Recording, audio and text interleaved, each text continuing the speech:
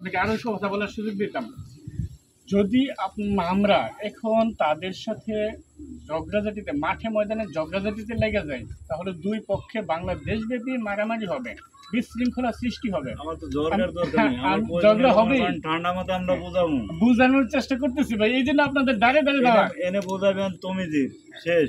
অবশ্যই দিছি, তমিজ ভাইকে সরাসরি আমার সামনে বসে বসে ওনাকে আমি দাওয়াত দিছি। বোঝার লোক না তমিজ ভাই, আর মনে করেন মাঠ ঘাট যা আছে দল করে খাওয়ার। আচ্ছা এখন দেখেন, এই জন্য আমি বলি এই জন্য কি দরকার, এই ইসলাম প্রতিষ্ঠিত করবে লাগলে পরে আগে মনে করেন আমাদের এইগুলি মনে করেন শান্ত শ্রেষ্ঠ।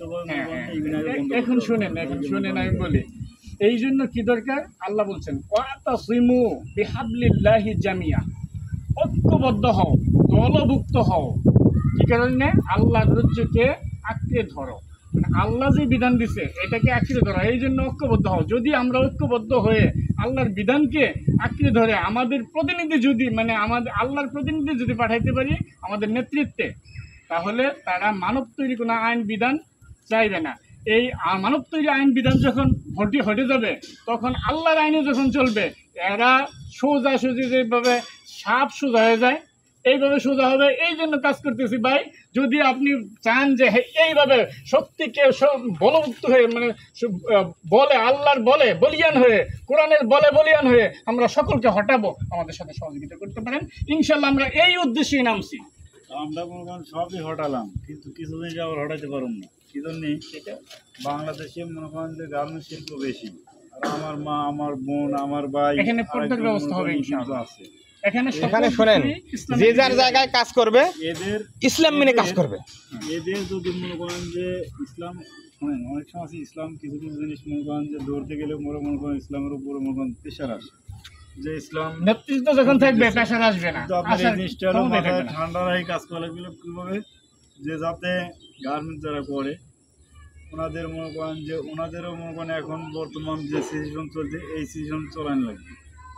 এখন যদি মনে করেন যদি কয়েক পুরকার ছাড়া ঘরেতে বাইরেও যাবে না, তাহলে মনে করেন যে এই মুহূর্তে সমস্যা।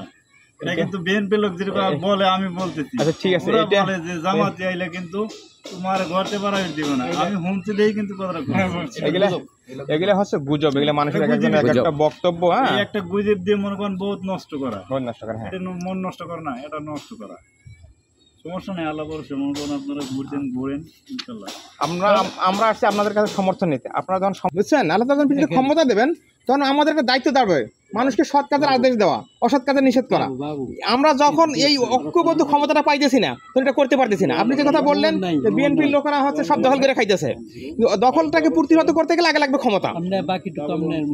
এই ক্ষমতা আল্লাহ তাআলা যখন আমাদেরকে দেবেন, আপনারা যখন সমর্থন দেবেন, তখন এই ক্ষমতাটা হয়ে যাবে, তখন তারা একাই দুরবিধ হয়ে যাবে ইনশাআল্লাহ। আল্লাহর ক্ষমতা নিয়ে, আল্লাহর হুকুমত জারি করার জন্য আমরা এই জন্যই নামছি। আপনারা শুধু ঐক্যবদ্ধ সমর্থন দেন, ইনশাআল্লাহ ইসলাম প্রতিষ্ঠা হয়ে যাবে। আর যত প্রকার এই জুলুম, যত প্রকার চাঁদাবাজি, সব একাই দূরীভূত হয়ে যাবে ইনশাআল্লাহ।